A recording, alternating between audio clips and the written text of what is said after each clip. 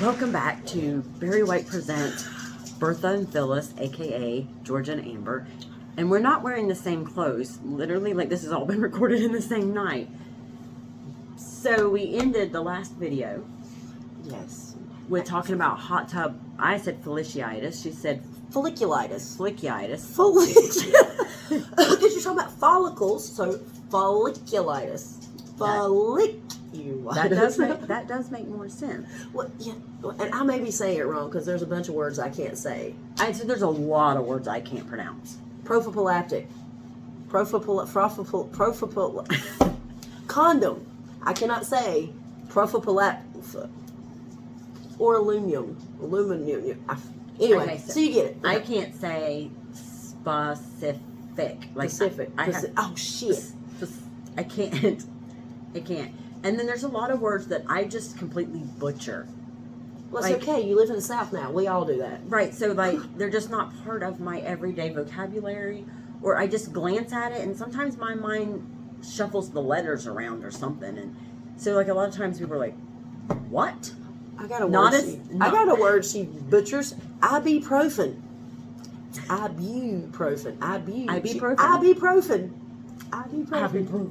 It's like that's her gang name. Ibuprofen. But it's not as bad as my husband saying that he wants to visit Yosemite. You mean Yosemite? No, Yosemite. But we were like 10, 15 minutes like, where? Yosemite, And we were like, no, where? Yosemite. So that is how the league got his nickname, Yosemite. Ian Barrios calls him Yosemite. So apparently, I guess there's lots of people who butcher words. A lot of words get butchered. So sometimes my mind works faster than my mouth too. So anyhow, as we were talking about the folliculitis, I said that it sounded like a sex position. Yes. And I said, fuck the reverse cowboy. We going with the folliculitis. Yes. That sounds naughty now. Oh my God, that sounds really dirty. So, I guess this would be a little X-rated. Children. PG-16. PG-16. I think by the time you're 16, if you haven't heard about sexual positions, you have to be living in a box. You didn't go to public school. You didn't go to public school. And you surely didn't ride no school bus. And you've never been on social media. Yeah, so. So disclaimer though. What is your definition of reverse cowgirl? This embarrasses me a little bit. Really? Yes. Oh, I'm very. I don't. Well, normally, anybody think I talk about anything. It doesn't embarrass me, but. You want to skip this topic? No. The inner fat girl in me is just a little self-conscious. So the inner fat girl, the reverse cowboy. That's when you're you're backwards. Okay. You're not forwards facing your partner. You're, Okay. Yeah, that makes sense. You're riding backwards. Because I've heard. Therefore, the reverse. I've heard, like that, and then I've heard like the lane, which would be like reverse missionary. Right. So you, talking about being, so I am very self-conscious. Like, I will openly talk about it. That don't bother me. Right. But in that area, especially more so since losing weight. Do you know why it's called the missionary position? No. Okay. Years ago, whenever missionaries were coming across on the boats, there weren't very much room in their bunks or in their beds. And so that was the only position that they could have sex in. And so that is why it was called the missionary position, because it was the missionaries that were on the boats. Yeah. So you know that like in Amish communities and even Mormons and stuff, they have things so to get sexual gratification without it being considered sex. And one of them is where they will lay missionary and have a friend jump on the bed. And their thought is, if we're not doing the moving action and it's caused by somebody else, then we're not guilty of it. Or they do something called soaking, which is where the man enters the female, but don't move. Just like no movement whatsoever, and they just lay like that in the missionary position with him inside her. Well, so is and these are teenagers, these are their whatever. Because, it's that's in their religion and it's beat in their head, virginity, which I think is a crop of shit. Anyhow, we'll probably make our way to that subject. This is a good one.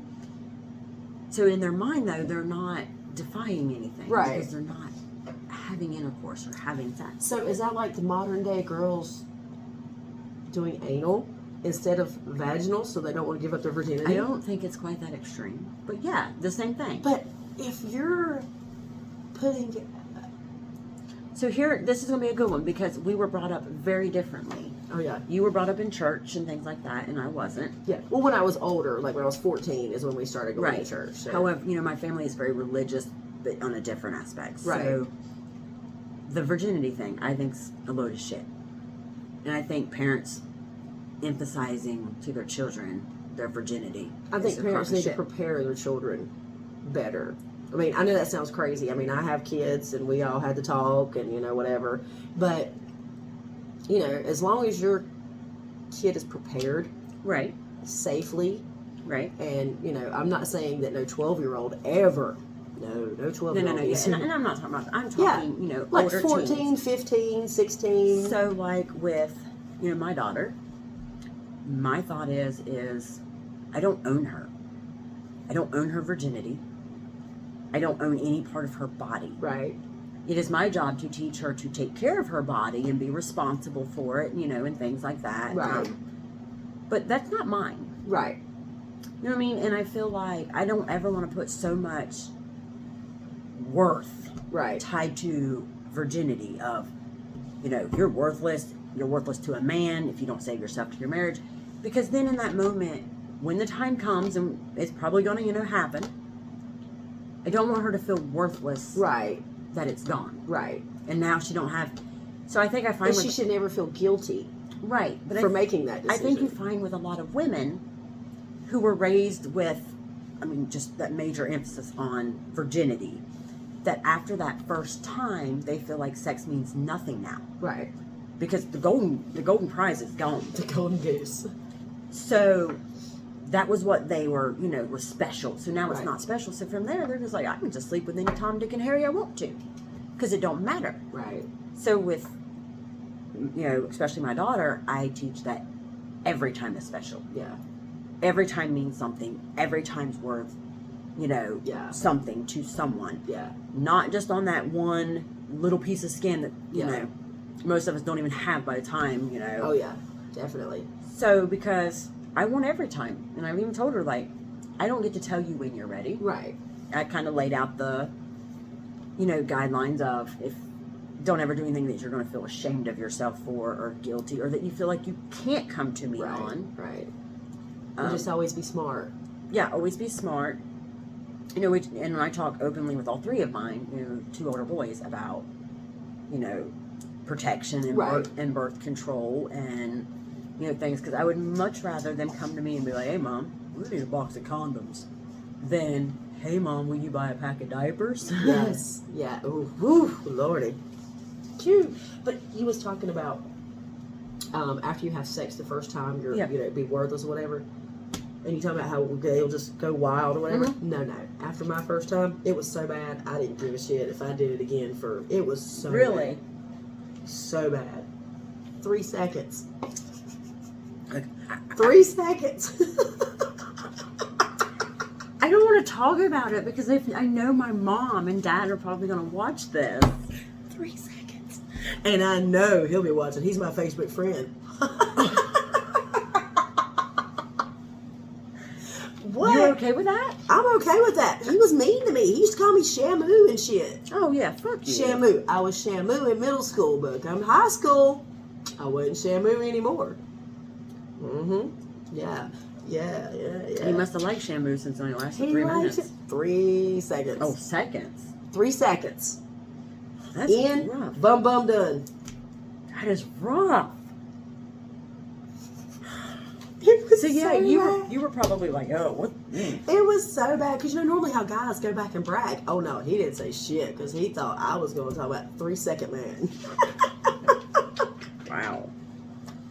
So it was you brought up though with like a lot of guilt about it. Yes, yes, yes. So I've also, sex was dirty. Yep, Sex, you should be guilty. You know, you shouldn't like it. Well, you should like it, but you shouldn't talk about it. You shouldn't. So I've discovered that in my altered state of mind, I have said in my experience a lot. That's crazy. That's crazy. Let me adjust this here. That's crazy. We are so not professionals at this, No, okay? no. And nor do we care. No. So, but be nice in the comments. Like, don't be mean. Yes. We So- know that we're very. Oh, look, a squirrel. That's kind of the whole point. Yes. Yes. People tell us that we're entertaining to listen to or watch in conversations because it can just go and, you know, sometimes we're funny, unless you ask some people who say I'm boring. But what I was going to say is, Well, no, it's more like not you're boring. It's just when you're by yourself, you know, sometimes it's not as fun of a situation as say is like when I'm there or Shannon's there or Michelle's there, and then, you know, I know that usually whenever I come around, it's like I like So- sprinkle my fuckery all over you, yes. and then we're like, So, you know, we joke about me being batshit crazy, and that's kind of part of it is I'm a chameleon, and I match energy for energy, which is also why I can, you know, like everyone's drinking and I'm not, but I'm right there woo, with you, but I'm completely sober. Unless, you know, you piss me off and then I'm just whatever. But so when I'm around you, I match your energy. When I'm around Shannon, I match her energy. what would you say my energy is? Very upbeat. Very upbeat. Very, very ADHD. Very just. Oh yeah, there'll be 7 conversations going on at once, Yes. and I'll be all. And you genuinely give off a very happy Aww. vibe. Well, it's like if I'm sad, why should I make anybody else sad? You know, why don't I Yeah. just be happy and try to make others happy, make them feel a little bit better? You know, if you got to hear about their rectal bleeding, so be it. You have to listen to their rectal about their rectal. It happens. It does, and then they make a post about it on Facebook. Oh, Lord.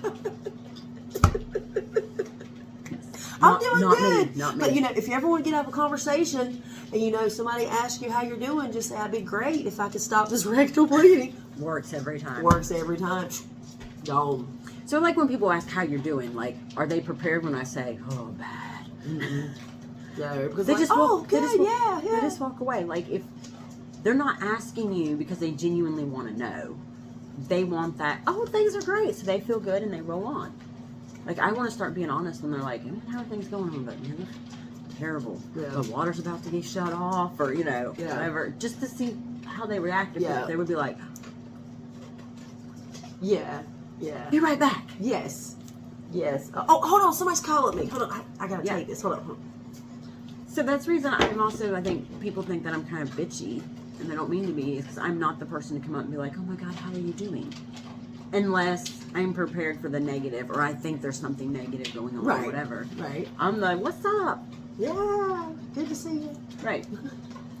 So I also have to be very careful, though, because I match energy for energy. I have to be careful of what people I'm around. And even people that I love and I'm around regularly, if something's going on that shifts their energy, you know, sometimes that's drinking, like they reach that point where they transition into Yeah. being drunk, Yeah. their energy changes That is true. and it affects me. And so I have to be very careful if that Yeah. person is in a shitty mood, Yes. I'm in a shitty mood. So I have to, sometimes like throughout the nights, I might have to part off from you over here to this person. Like you don't usually get shitty. So I can Sometimes. I can usually match your energy. But I might have to, I'll have to part off and go hang out with someone else. Because I'm like, I don't want to be Debbie Downer. I don't want to feel this way. I'll go to the happy crowd. Where I feel like you're just always the same. So if you're boring around me, you get boring Amber. That was the point of that. And if you're boring around me, You're not bored. you're not bored. You're going to hear some crazy shit. You're going to hear some crazy stories, and you're going to be looking at me like, Is she for real? Oh, every single story, 100%. Swear. And Hand to Jesus. we have some stories because somehow we both have like the worst luck, and the dumbest things happen to us, and we've both had very crazy upbringings, childhood, and lots of stories that I'm sure many times will make their way into our videos because that's who we are. They made us who we are. Yes. Yes. So once again, we seen a squirrel, something shiny, and went, shh, but we was talking about like girls and boys who have been guilted and shamed and ooh, sex is dirty, whatever. I find that they're more, as they get older, that they don't have healthy sex lives. Correct. Yes. Yes. That it creates issues. Yes. They're usually not very comfortable with themselves or their partners or whatever. I think it plays into your mind. That is true. That is true. And you don't want to set unrealistic expectations for your kids either. No. And, Yeah. you didn't wait. I didn't wait. Why should I expect? You know. Well, it would be hard for me to preach that when Yes. 2 of my kids are in my wedding video. Mine is in my wedding video. Because me and my husband done everything wrong. Wrong compared to how long we've been together. We've done it all. Yeah. So Sarah likes to joke and say that she's our only legitimate child. Because she's the only one who was not born out of wedlock. She wasn't born on the wrong side of the blanket. Yes. Zach, I had Zach at 18. My son, Zach, at 18. We forget that you guys don't know us, though. Yeah, and I had already been living on my own for a year and a half. So, and it was just kind of very unexpected. But one of the best things that ever happened to me. I would not trade that experience for anything in the world. I had him young, and it was amazing. It worked for me. It doesn't work for a lot of people, but it did for me. Same thing for me and Leah, I will say, especially because I was 17. But you were more mature then. Oh, yeah, because I was too, because I'd already been living on my own, paying my bills, taking care of everything. The way I was brought up was definitely. Yeah, but when I told my parents that I was pregnant, ooh, I told my mom first. My mom, she was a little bit, my dad, no, who I do not get along with, but my dad wanted me to have an abortion. Yeah. Now, this is a man that has spent maybe most of my life in jail or in trouble, and yet he is telling me what I need to do with my life. Yeah. Yeah, I don't think so. I'm sure you're going to take good advice. Oh, you're going to ruin your life. Well, if you didn't ruin my life, I don't think that this child is. So, and, hey, I worked hard, provided for him. Now look, he's 27 years old. So I said, like, for us, it's definitely not the norm. Because also when I got pregnant, we'd only been seeing each other for 9 months. No, we hadn't even been dating a year. Yeah. So for us, then now, here we are, we've been together 23 years. That's uncommon. Usually when you get, especially that early in the relationship and that young, but I'll tell you, it's been hell getting here. Yeah. Like, it's a lot of work. Straight hell. A lot of work. Yeah, there's times I look back and I'm like, how did we get through that? Trying to grow up together at the same time. Yep. Raise children together and figure out, life in general, that all at the same time. And because there's an age difference between Lee and I, by 3 years. So, like, when he turned 21, he wanted to be a 21-year-old. We had a baby. Yeah. I was just 18. Or, getting ready to be 18, whichever way. Yep. So then when I turned 21, he's already past that. Yeah. So we were never, it's like just now, like we're both old. Yeah. That we're on the same page of like, okay, this is what we want out of life. Occasionally, Yeah. Well, when I had Zach, I quit. I was very wild before. I quit smoking, quit drinking, quit doing everything because I didn't want to raise him like I was raised in a very big party environment, this one and that one. And so I didn't want to do that. So he smoked, so he had to go outside and smoke. We didn't have any alcohol in the house. If you wanted to drink, you had to go outside or anywhere around. My son, you couldn't, so he couldn't see it. And so sober for 12 years. Up until he turned 12, and then I know. So it's the same way. Like I quit smoking cigarettes when I got pregnant with Austin. I had also, of course, I wasn't drinking or anything. I'd done plenty of drinking younger and seen way too many effects of drinking when I was younger. Prior to that, I smoked weed. And so I stopped until they were grown. So now my youngest is 15. So now it's more of, okay, like mom can have a little fun now. Mom can have, well, I call them, that's what I said. I said, I'm going to spring you. My kids are grown. I mean, who am I hurting? I mean, what am I hurting? So yours is 26, right? 27. 27. And my stepdaughter's 30. Yep. And I have, my oldest is getting ready to be 22, middle one's getting ready to be 18, and then my youngest, my daughter, is 15. She just turned 15. So, they don't need me anymore. I struggle with that. Yeah, that's hard. Yeah. That's rough. I remember the first time when Zach got his license and I didn't take him to school anymore. Oh, my God. That was, as much as I bitched and complained about having to get up early, and get him up, and because, he was very hard to get up of a morning. All of them are. And so I'm going back and forth, get up. But that first day when he drove on his own, oh my God, that broke my heart. I was like, Miss, take Cass to school. Oh my God. Yeah. So with my daughter, Sarah, I was the bows and braids and super dress, cute dresses. So, now she has her own style, her own personality, and it's not that. But for me, it was when she stopped letting me fix her hair. Aww. Because I would get up, sometimes I'd have to get up 2 hours before school because I'd have a hairdo, in mind. And, we would do funky braids and curls and... all the good girly stuff. Yeah. And now she is not girly at all. And there's nothing wrong with that. No, I think I pushed it on her a little too much. There's nothing wrong with that. So, occasionally now she'll come and she'll be like, will you Dutch braid my hair? And I get emotional while doing it because it's like... Oh, she needs me. They can cook for themselves for the most part. Yeah. They just need me to pay for shit. That's the biggest thing. It's just need mom and dad to pay for it. And a ride. And and a ride, some of them.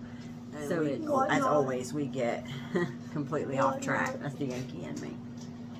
No, that's a Southern thing. What not? And it's getting kind of late. Yes. So, gotta get my booty sleep. Oh my God! Oh look, that's a cute little bun there. We're gonna go with that. We'll roll with that. So, oh, wait a minute. I had to fix my wig. Well, no, I can't stand for it to be so tight. It gives me a headache. But last night you were doing this, and it looked like you were you had a wig.